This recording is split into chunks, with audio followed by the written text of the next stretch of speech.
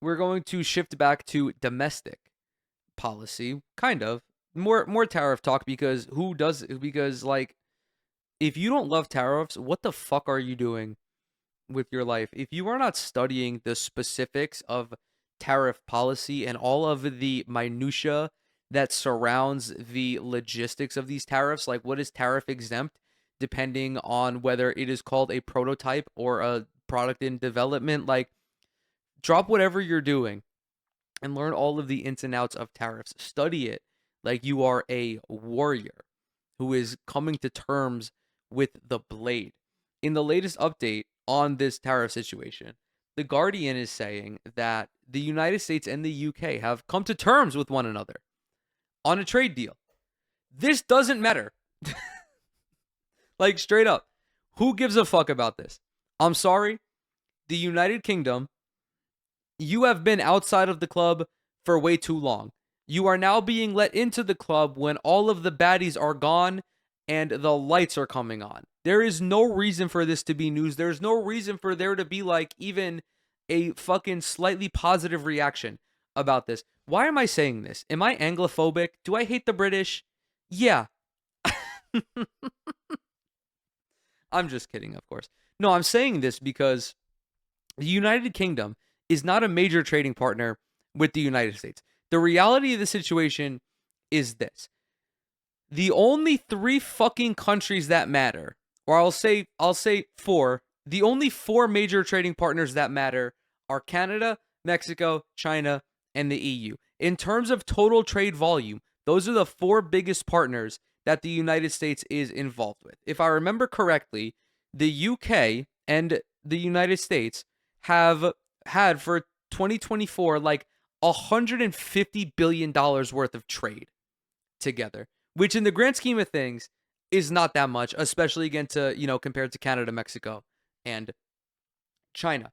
The Guardian has the key points of the US UK trade deal. The US and UK have announced a new trade deal, or at least some elements of it, following a slightly chaotic transatlantic speakerphone call between Keir Starmer and Donald Trump. So what does it involve and what was left out? Here's what we know and what we don't know. The first, automotive tariffs. With Starmer heading to the Jaguar Land Rover plant in the Midlands to herald the announcement, this was expected to be a major part of the deal, and it is.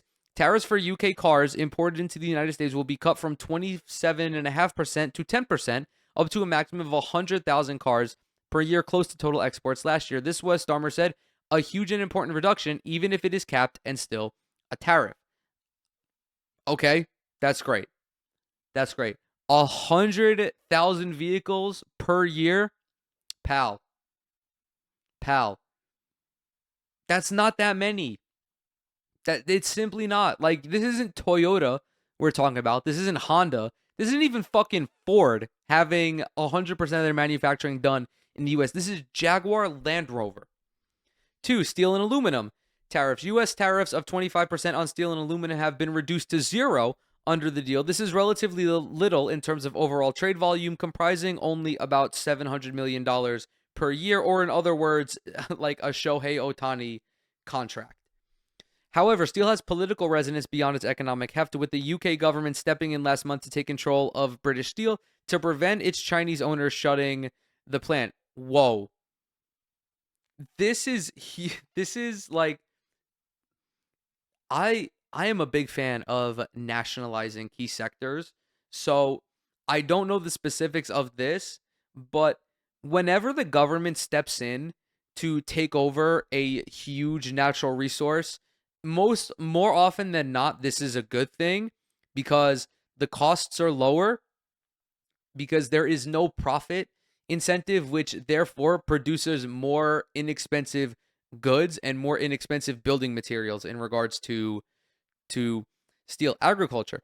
The most potentially tricky area of the deal, not least due to concerns among UK voters and farmers about chlorinated chicken and hormone-fed beef. The result was hailed by Downing Street as, quote, a win for both nations. As ever, the devil is in the detail.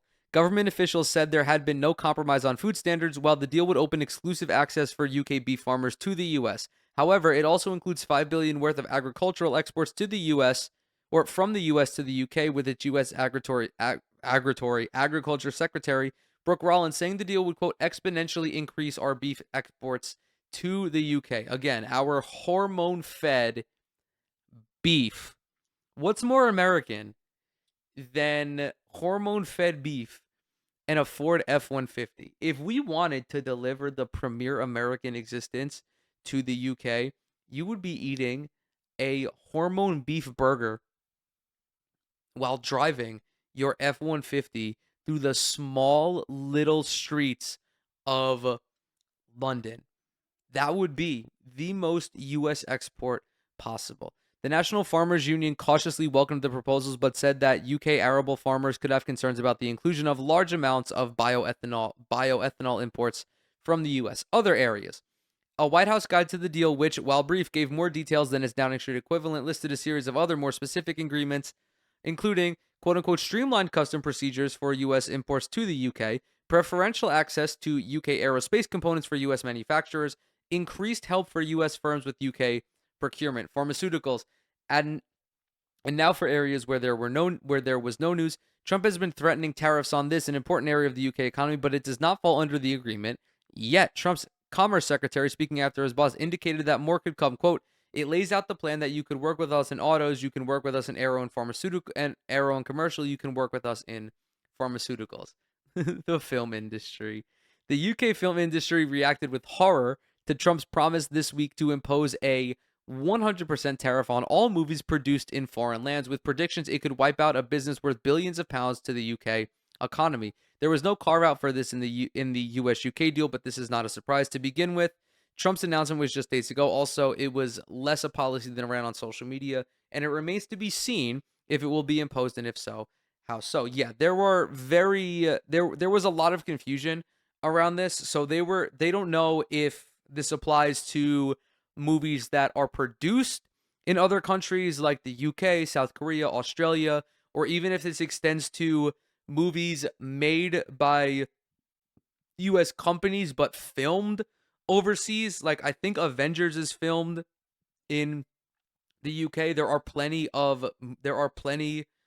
movies made by US companies that have to go overseas to shoot, especially for like landscape reasons, or if you're doing like a period piece and you need some old architecture, like you have to go to Europe if that's the case. 7, digital services, taxes, or online safety. There had been speculation that Trump's team would insist on concessions in one or both these areas as a price to reduce tariffs, which could have caused a political storm.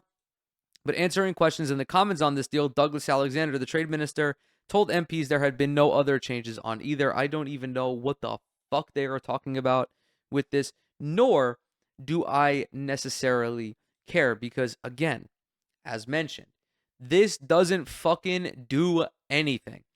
This is not a needle mover in any way. This is merely so Donald Trump can score a perceived victory, even though the trade relationship between the UK and the US is only a little bit more than the trade relationship between the US and the fucking Netherlands.